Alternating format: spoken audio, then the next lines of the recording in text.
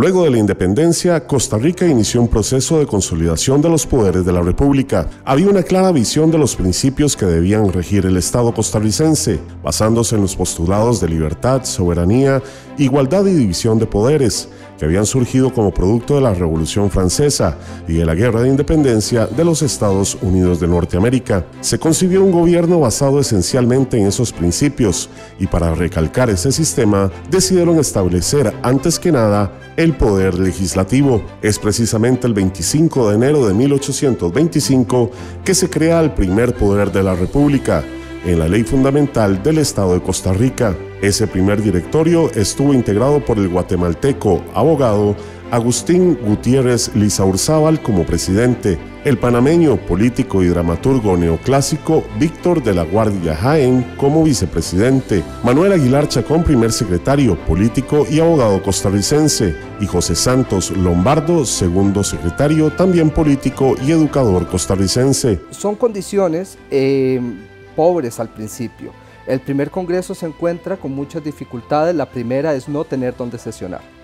Había unos depósitos en San José Centro que pertenecían al Estado. Se decide primero sesionar ahí, pero luego se dan cuenta que no es el lugar ideal.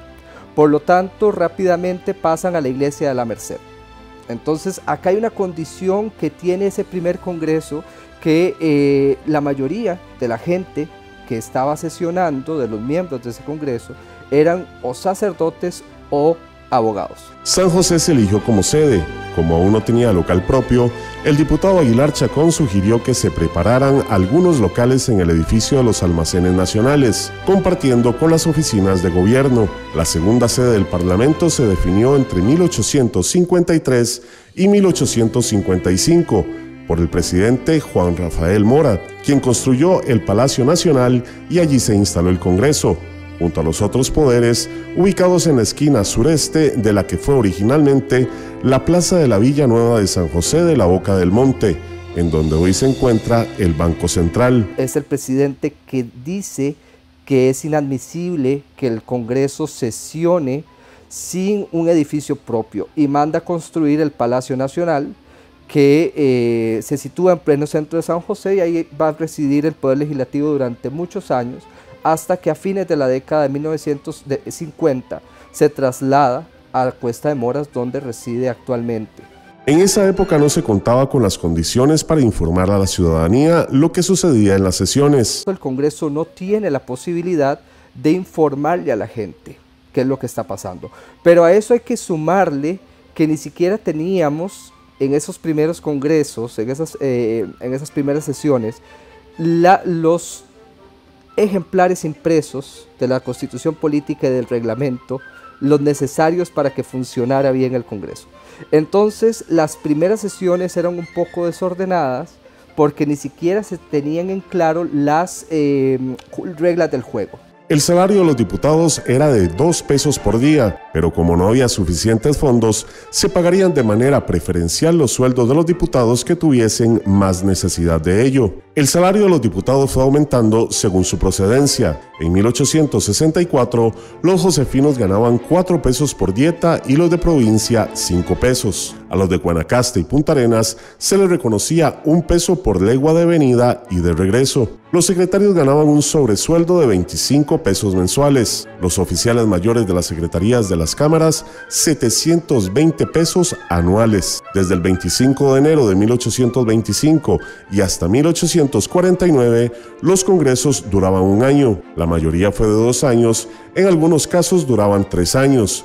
Y a partir de 1949 se fijó su periodo en 4 años hasta la actualidad. En 1844 se incorporaron las cámaras de senadores y representantes, y según la constitución que regía, se pasaba a una sola cámara de diputados, y antes de 1958 había suplentes. En esta fecha se fija en 57 el número de representantes y se asigna a las provincias las diputaciones en proporción a la población de cada una. En marzo de 1958, la sede del Congreso se traslada a la Avenida Central y Avenida Primera, entre calles 15 y 17. Su construcción se inició en 1937, con la idea original de ubicar la Casa Presidencial. Los materiales de construcción se trajeron de Europa, principalmente de Alemania y Checoslovaquia. Al estallar la Segunda Guerra Mundial, la construcción se paralizó, reanudándose en 1957. En 6 meses se terminó la construcción y en marzo de 1958